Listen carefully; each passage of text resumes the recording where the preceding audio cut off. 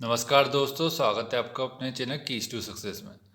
आज का हमारा टॉपिक है यूनिट 10 का keg, controller auditor general of India. ठीक है, इसके एमसीक्यू देखेंगे।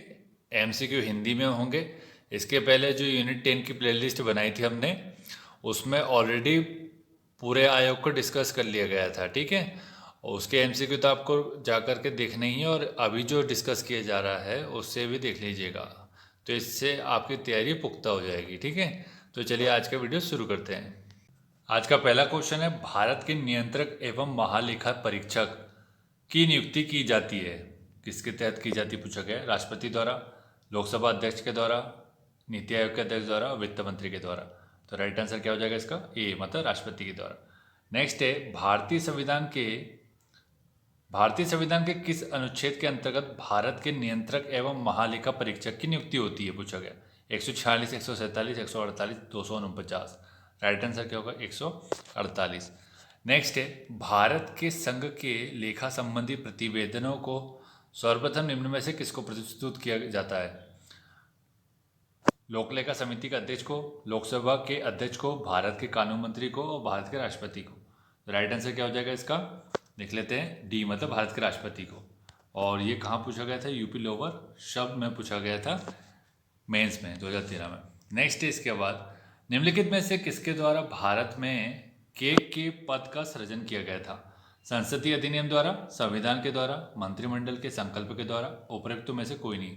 तो राइट आंसर क्या हो जाएगा इसका, बी मतलब संविधान के द्वारा। यूपी पीसीएस में पूछा गया था प्रीलिम्स में। ठीक है, संविधान के द्वारा मतलब क्यों, क्योंकि 148 अनुच्छेद में ऑलरेडी वर्णित है। ठीक है, नेक्स्ट है, भारत के पद पर नियुक्ति का कार्यकाल होता है 4 वर्ष, 5 वर्ष, 6 वर्ष और 7 वर्ष। तो राइट आंसर क्या हो जाएगा, सी 6 वर्ष। ठीक है, यूपी पीसीएस में पूछा गया था। तो सभी क्वेश्चन जितने भी है वो सब इंपॉर्टेंट है, एक भी क्वेश्चन को लाइटली मत लीजिएगा। ठीक है, भारत के संबंध में निम्नलिखित में से कौन सा सही नहीं पूछा गया, यूपी पीसीएस आरओ में पूछा गया था। ऑप्शन है, उनकी नियुक्ति राष्ट्रपति द्वारा की जाती है, उनका वेतन सर्वोच्च न्यायालय के न्यायमूर्ति के समान होता है, सेवानिवृत्ति के पश्चात वह अन्य सरकारी सेवा के अयोग्य हो जाते हैं, उनको राष्ट्रपति पदच्युत कर सकते हैं। तो राइट आंसर क्या होगा, राष्ट्रपति पदच्युत कर सकते हैं। भारत के को उसके पद को हटाए जाने की प्रक्रिया निम्नलिखित में से किसके समान है। लोकसभा के अध्यक्ष, भारत का महान्यायवादी, उच्चतम न्यायालय का न्यायाधीश और संघ लोक सेवा आयोग का अध्यक्ष के समान। किसके समान है, सी उच्चतम न्यायालय के न्यायाधीश के समान। नेक्स्ट है, निम्नलिखित कर्तव्यों में से कौन सा एक भारत के द्वारा पालन नहीं किया जाता है। ऑप्शन देख लीजिए। ऑप्शन ए है, भारत की संचित निधि से होने वाले सभी व्ययों का लेखा परीक्षण करना और उसके संबंध में प्रतिवेदन प्रस्तुत करना। आकस्मिकता विधि और लोक लेखाओं से होने वाले सभी व्ययों की लेखा परीक्षा करना और उनके संबंध में प्रतिवेदन प्रस्तुत करना। अगले ऑप्शन है कि सभी व्यापार, निर्माण, लाभ और हानि लेखाओं की लेखा परीक्षा करना और उनके संबंध में प्रतिवेदन प्रस्तुत करना। और लास्ट ऑप्शन है, सार्वजनिक धन की प्राप्ति और निर्गम का नियंत्रण करना या सुनिश्चित करना कि सार्वजनिक राजस्व राजकोष में जमा हो। राइट आंसर क्या हो जाएगा इसका, डी। ठीक है, मतलब डी का पालन नहीं किया जाता है। नेक्स्ट है, इसके बाद की टीका टिप्पणी पर उचित कार्यवाही करने की अंतिम जिम्मेदारी किसकी, ये पूछा गया। यूपी आरओ में पूछा गया था, ए आरओ में। ठीक है, ऑप्शन है राष्ट्रपति की, सर्वोच्च न्यायालय की, संसद की, राष्ट्रीय विकास परिषद की। तो राइट आंसर क्या हो जाएगा, सी मतलब संसद की। नेक्स्ट है, निम्नलिखित में से कौन संसद की लोकलेखा समिति की बैठकों में उपस्थित रहता है पूछा गया। महान्यायवादी, महाधिवक्ता, नियंत्रक, महालेखा परीक्षक, उपयुक्त में से कोई नहीं। तो राइट आंसर क्या हो जाएगा इसका, सी मतलब भारत के केग। ठीक है, और दोस्तों वीडियो अच्छा लगा तो वीडियो को लाइक और शेयर कर दीजिएगा, चैनल को सब्सक्राइब कर लीजिएगा अगर आप यहाँ पर नए हैं तो। ठीक है, नेक्स्ट है, भारत का केग निम्नलिखित का एक मित्र एवं मार्गदर्शक होता है। प्रवर समिति, प्रधानमंत्री, प्राक्कलन समिति, लोकलेखा समिति। तो राइट आंसर क्या हो जाएगा इसका, डी मतलब लोकलेखा समिति। नेक्स्ट है, 1971 का संशोधन के कर्तव्य, शक्तियों और सेवा स्थिति अधिनियम लेखांकन और लेखा परीक्षण को पृथक करता है और को लेखों की तैयारी के लिए उत्तरदायित्व से मुक्ति देता है। यह संशोधन किया गया था। ऑप्शन देख लीजिए, 1972, 1976, 1980 और 1987। राइट आंसर क्या हो जाएगा इसका, 1976 में। नेक्स्ट है लोक निधि का अभिभावक किसे कहा जाता है, पूछा गया। तो लोक राष्ट्रपति, नियंत्रक एवं महालेखा परीक्षक, संसद और मंत्रिपरिषद। राइट आंसर क्या होगा, बी मतलब केक।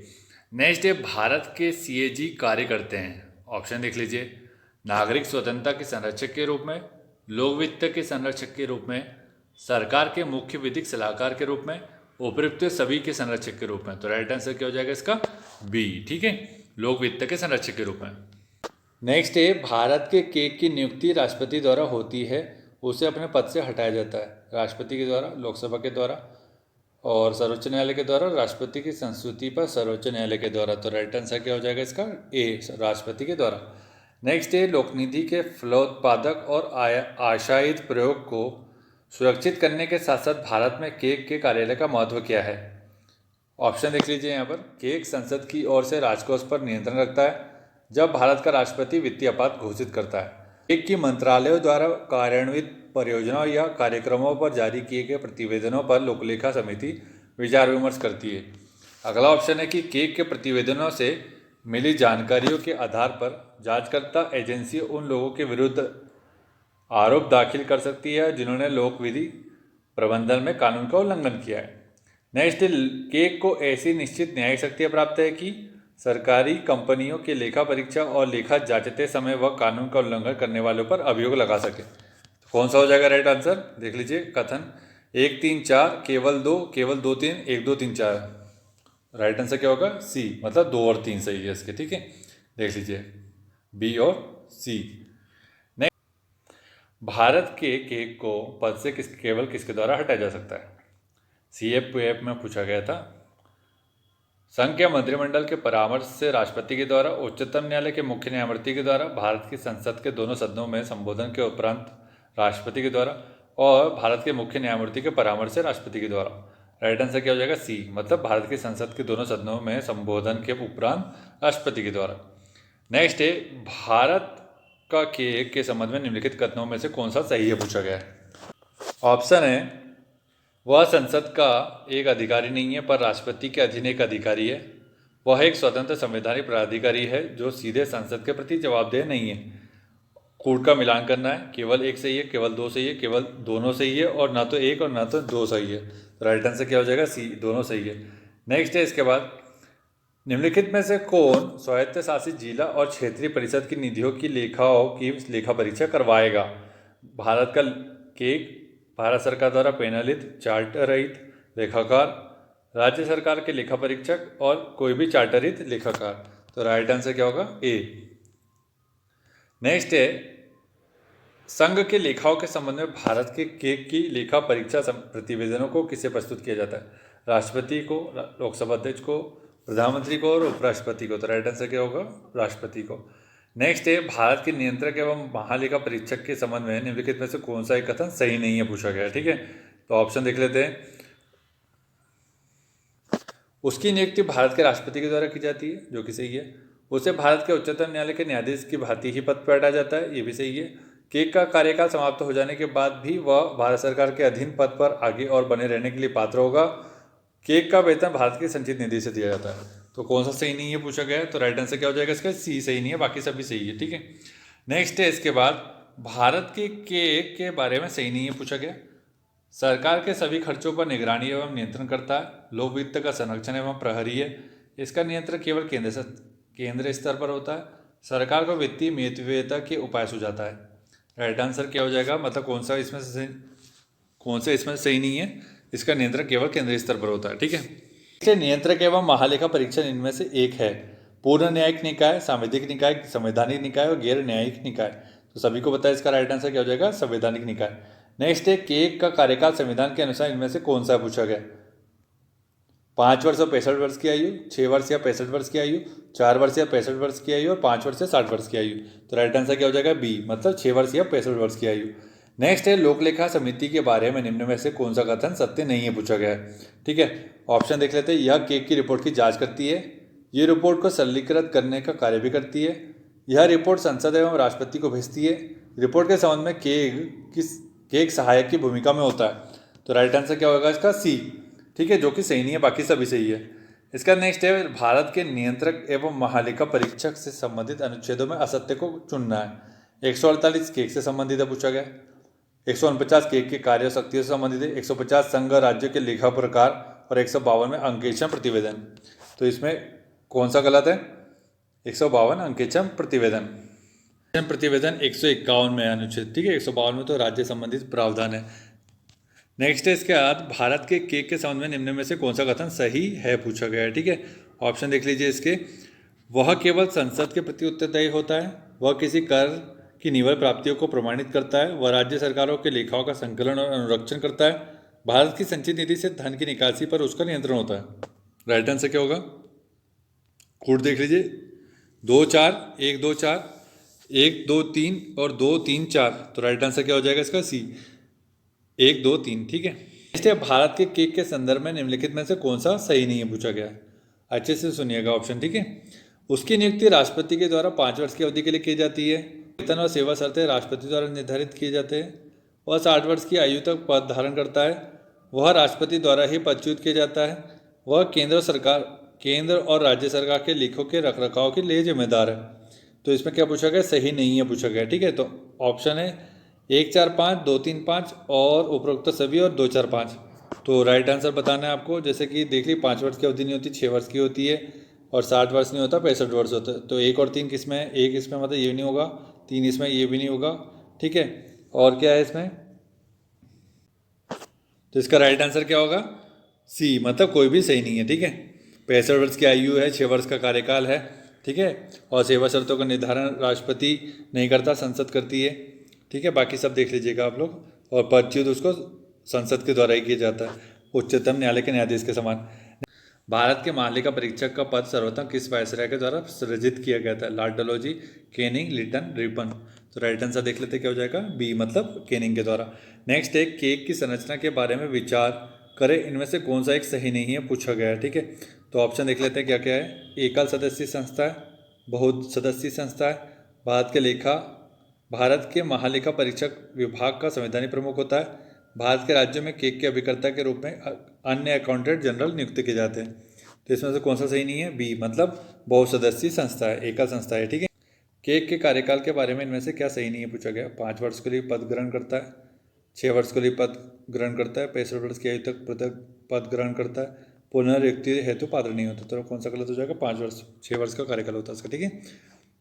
नेक्स्ट है इसके बाद, भारत के केक के कर्तव्य के बारे में संविधान के किस अनुच्छेद में वर्णन है? एमपीपीएससी प्रीलिम्स 2019 में पूछा गया था, ठीक है। तो 148 150 149 151। तो इससे संबंधित जितने भी अनुच्छेद है वो सब आपको पढ़ना है। और संबंधित के 148 से 151 तक का केक के बारे में उल्लेख मिलता है, ठीक है। भाग कौन सा? भाग 5 है, ठीक है। तो इसमें से कौन सा हो जाएगा? कार्य कर्तव्य के बारे में पूछा गया। तो राइट आंसर क्या होगा? 149 में। और केक के बारे में उल्लेख 148 में हो जाएगा। लेखा संपर्क और जो प्रतिवेदन 151 के तहत देता है, ठीक है। भारत के प्रथम नियंत्रक एवं महालेखा परीक्षक इनमें से कौन थे पूछा गया। ऑप्शन देखते हैं। ए के चंद्रा, ए के राय, वी नरहरि राव, एस रंगनाथन। तो राइट आंसर क्या हो जाएगा? सी, वी नरहरि राव। इनमें से कौन भारत का केक नहीं रहा? A Bakshi, Gyan Prakash, DP Agarwal, T N Chaturvedi. तो इसके लिस्ट आपको याद करनी पड़ेगी, ठीक है। तो राइट आंसर क्या होगा? सी, डीपी अग्रवाल नहीं रहे। इसका नेक्स्ट है, इनमें से कौन भारत का केक नहीं रहा? फिर से पूछ लिया गया। सी जी सोमैया, वी के सुंगलू, वी एन कोल, राजीव माथुर। ये इसलिए पूछा जा रहा है बार बार क्योंकि आपको पता है कि लिस्ट में से 1-2 क्वेश्चन हमेशा फंसते हैं और आ ही जाता है, और लिस्ट याद करना सबके बस की बात भी नहीं है, इस वजह से पूछा जाता है। तो राइट आंसर क्या होगा? कौन नहीं रहा? राजीव माथुर। नेक्स्ट है, इनमें से कौन भारत का केक नहीं रहा? फिर से पूछ लिया गया। विनोद राय, विजय शर्मा, शशिकांत शर्मा, राजीव महर्षि। तो राइट आंसर क्या होगा? बी, मतलब विजय शर्मा। नेक्स्ट है, वर्तमान में भारत के केक कौन है? राजीव महर्षि, विनोद राय, गिरीश चंद्र मुर्मू, शशिकांत शर्मा। तो राइट आंसर क्या हो जाएगा? गिरीश चंद्र मुर्मू। नेक्स्ट है, भारत का केक राष्ट्रपति को कितने लेखा परीक्षा पर प्रतिवेदन प्रस्तुत करता है? 2 3 4 5। तो राइट आंसर क्या हो जाएगा इसका? बी, 3। नेक्स्ट है, केक राष्ट्रपति को 3 लेखा परीक्षा प्रतिवेदन प्रस्तुत करता है, कौन सा इनमें से एक नहीं है पूछा गया है। आकस्मिक लेखाओं पर लेखा परीक्षा रिपोर्ट, विनियोग लेखाओं पर लेखा परीक्षा रिपोर्ट, वित्त लेखाओं पर लेखा परीक्षा रिपोर्ट और सरकारी उपक्रमों पर लेखा परीक्षा रिपोर्ट।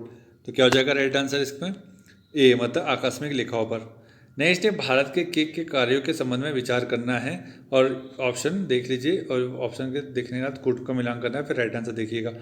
पहला है वह संघ के लेखाओं संबंधी प्रतिवेदन को राष्ट्रपति के समक्ष प्रस्तुत करता है, वह राज्य के लेखाओं को संबंधित राज्य के राज्यपाल के समक्ष प्रस्तुत करता है, वह किसी राज्य के लेखाओं को भी राष्ट्रपति के समक्ष प्रस्तुत करता है, राष्ट्रपति उसे संबंधित राज्य के राज्यपाल को प्रेषित करते हैं।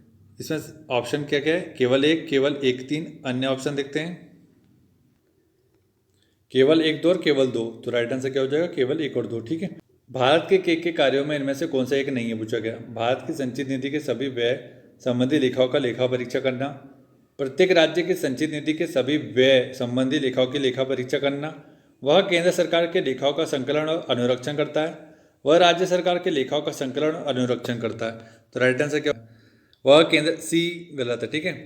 नेक्स्ट है,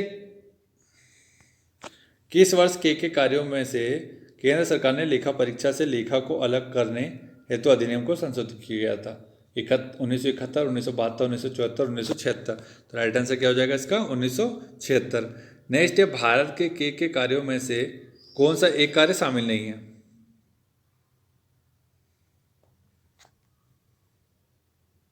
ऑप्शन है, उन सभी प्राधिकरणों का लेखा परीक्षा जिन्हें केंद्र सरकार से अनुदान मिला है, उन सभी सरकारी कंपनियों का लेखा परीक्षा जिन्हें केंद्र सरकार से अनुदान मिलता है, सरकार के कहने पर बड़ी मल्टीनेशनल कंपनियों जैसे रिलायंस, इन्फोसिस आदि का लेखा परीक्षा करना, राष्ट्रपति या राज्यपाल के निवेदन पर स्थानीय निकायों का लेखा परीक्षा करना। तो इसमें से उसका कौन सा कार्य शामिल नहीं है? सी। ठीक है, जो कि आपको दिख रहा होगा। नेक्स्ट है, मध्य प्रदेश के महालेखाकार पद की स्थापना किस वर्ष हुई? 1971, 1976, 1980, 1985। तो राइट आंसर क्या होगा? 1985। मध्य प्रदेश के महालेखाकार का प्रधान कार्यालय कहाँ पर स्थित है? भोपाल, ग्वालियर, जबलपुर, इंदौर। राइट आंसर क्या होगा? ग्वालियर। नेक्स्ट है, मध्य प्रदेश के महालेखाकार का उप कार्यालय इनमें से किस स्थान पर अवस्थित है? भोपाल, ग्वालियर, जबलपुर, इंदौर। तो राइट आंसर क्या हो जाएगा इसका?